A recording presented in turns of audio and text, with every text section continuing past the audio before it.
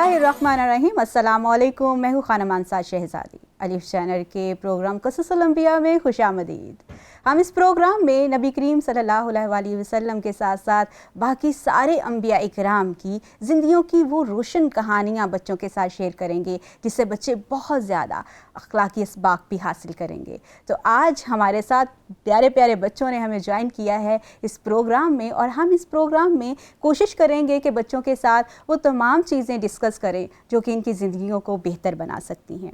इन बच्चों को रमज़ानुल मुबारक के बारे में, इसकी अहमियत के बारे में और अंबिया इकराम की रोशन ज़िंदगियों के बारे में बताना हम बड़ों का फ़र्ज़ है। और ये जो सातें हमारी ज़िंदगियों में अल्लाह ताला की तरफ से अता हुई हैं, इन सातों को हम फ्रूटफुल बनाएंगे और मीनिंगफुल बनाएंगे, इस तरह से कि बच्चों की किरदार साजी भी हो सके और हम बच्चों को बेहतर तरीके से कुरान और हदीस का मफ़हूम भी बता सकें। तो आप सब बच्चे तैयार हैं?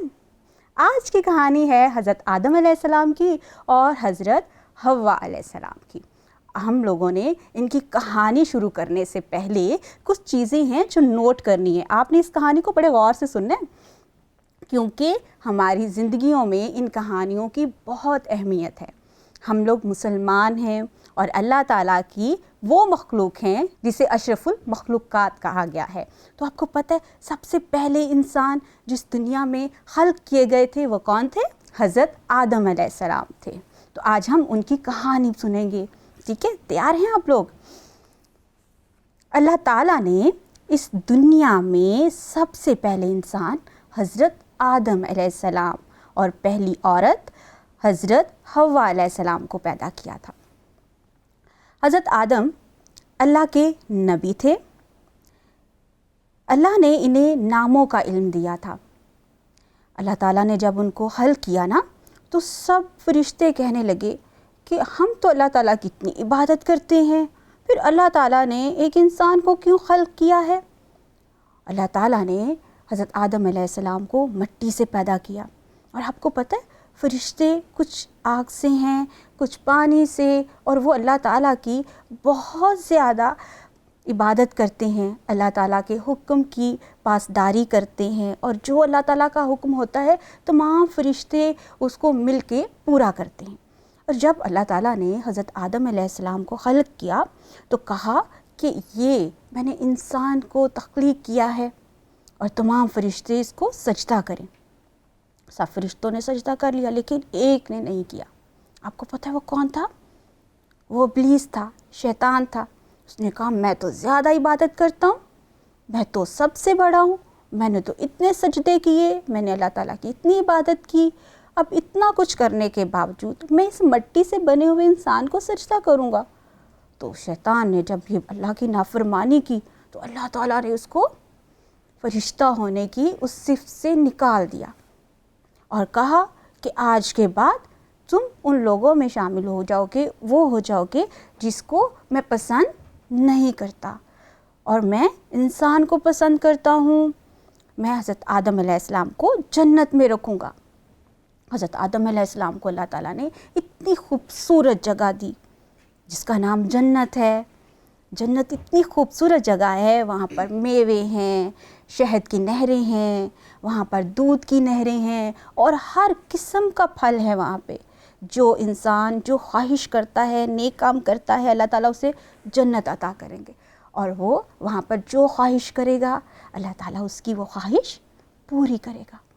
तो इस तरह से हज़रत आदम अलैहिस्सलाम को और हज़रत हव्वा अलैहिस्सलाम को जन्नत में रहने के लिए जगह मिल गई। वो वहाँ पर बहुत आराम से प्यारी जगह पर रहते थे। ये बात जो है ये शैतान को बिल्कुल पसंद नहीं थी।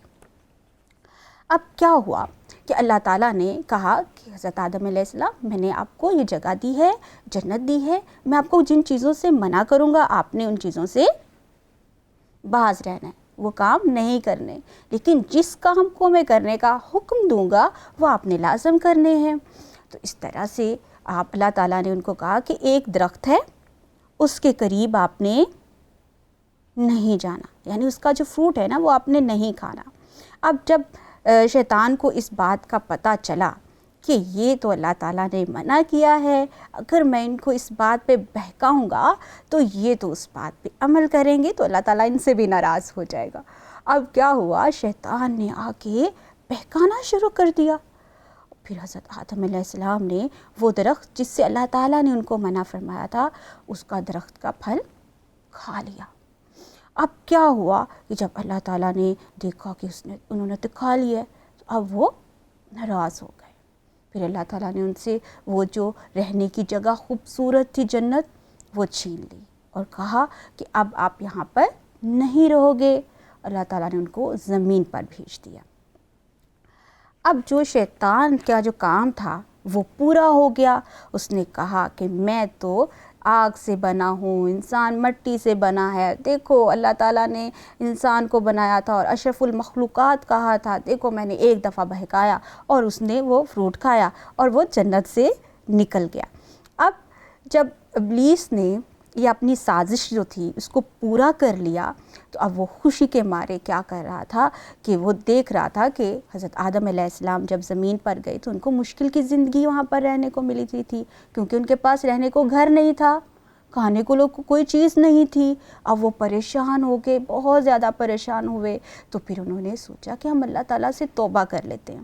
جب کوئی غلطی کرتا ہے تو اس کو سوری کرتا ہے نا، تو ہم بھی جب کوئی غلطی کرتے ہیں اپنے پیرنٹس کے سامنے، اپنے بڑوں کے سامنے، تو ہم اس کو سوری کر لیتے ہیں، تو وہ ہمیں کہتے ہیں اوکے کوئی بات نہیں ہے. تو حضرت آدم علیہ السلام نے بھی اسی طرح سے اللہ تعالیٰ کے سامنے یہ سوری کیا کہ اللہ تعالیٰ ہم نے وہ غلطی کی جس پر آپ نے ہمیں منع کیا تھا، ہم نے وہ کام کیا جس پہ آپ نے ہمیں منع کیا تھا. اب آئندہ ہم ایسا کوئی کام نہیں کریں گے.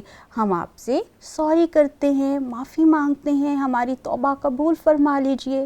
اللہ تعالیٰ کو تو انسان بہت پسند ہے نا. ہم غلطی کرتے ہیں پھر اللہ تعالیٰ سے سوری کرتے ہیں تو اللہ تعالیٰ ہمیں معاف کر دیتے ہیں. لیکن سوری ایسی کرنی چاہیے جس پہ ہم یہ کہیں کہ ہم آئندہ یہ غلطی نہیں کریں گے. ٹھیک ہے، تو پھر اللہ تعالیٰ نے حضرت آدم علیہ السلام کی اس غلطی پر انہیں معاف تو کر دیا، لیکن کہا کہ اب آپ زمین پر رہو گے اور یہیں پر اپنی زندگی گزارو گے. پھر حضرت آدم علیہ السلام اور حضرت حوا جو ہیں وہ اللہ تعالیٰ کے حکم کے مطابق زمین پر رہنے لگے، اور پھر ان کے ہاں اولاد پیدا ہوئی. اور انہوں نے اپنی اولاد کو جو سبق سکھایا، انہوں نے یہ کہا کہ جب بھی اللہ تعالیٰ کسی چیز کا حکم دیتا ہے تو ہمیں وہ کرنا ہم پر فرض ہے، اور جس چیز سے منع فرماتا ہے اس سے ہمیں باز رہنا چاہیے اور شیطان کے بہکاوے میں نہیں آنا چاہیے. جب ہم کبھی جیسے روزہ ہم لوگ سب نے روزہ رکھا ہوا ہوتا ہے گھر میں، آپ لوگوں نے جب روزہ نہیں رکھا ہوتا تو شیطان ہمیں کیا کہہ رہا ہوتا ہے کہ جن لوگوں نے روزہ رکھا ہوا ہے ان کو تنگ کرو، ان کے سامنے کھانا پینا کھاؤ، ان کا خیال مت رکھو. تو ہم نے تو شیطان کی بات پہ عمل نہیں کرنا نا، ہم نے شیطان کی بات کو اگنور کر دینا ہے اور کس کی بات پہ عمل کرنا ہے؟ اللہ تعالیٰ کی بات پہ عمل کرنا ہے. اللہ تعالیٰ نے ہمیں حکم دیا ہے کہ جو لوگ ہمارے سامنے روزے دار ہوں گے ہمیں ان کا خیال رکھنا ہے. ٹھیک ہے، اگر آپ کا کچھ کھانے پینے کو جی چاہ رہا ہے تو ہم نے ان سے چھپ کے الگ بیٹھ کے کھانا کھانا ہے، اور ہم نے روزے کی حالت میں ماما کو تنگ نہیں کرنا. تو ہماری آج کی اس کہانی میں ہم نے کیا کیا سیکھا؟ ہمیں اللہ تعالیٰ کا حکم ماننا چاہیے، جس کام سے ہمیں جو کام کرنے کا ہمیں حکم دیا گیا ہے وہ کام ہمیں کرنے چاہیے، اور جن کاموں سے ہمیں منع کیا گیا ہے اس سے باز رہنا چاہیے. اور اگر کوئی غلطی ہو جائے تو ہمیں سچے دل سے اللہ تعالیٰ سے معافی مانگ لینی چاہیے اور کوشش کرنی چاہیے کہ جو کام اللہ تعالیٰ نے کہے ہیں کہ ہم کریں اسی دائرے میں رہتے ہوئے ہم وہ نیک کام کریں، اور جن کاموں سے ہمیں منع کیا گیا ہے ہم وہ نہ کریں. امید کرتی ہوں آپ کو آج کا یہ قصہ بہت پسند آیا ہوگا. مزید قصے اور کہانیاں لے کر آپ کی خدمت میں حاضر ہوتے رہیں گے. قصص الانبیاء کی اس سیری میں آج کے لیے اتنا ہی. مزید آپ سے ملاقات ہوتی رہے گی. ہم ملیں گے کل. خدا حافظ.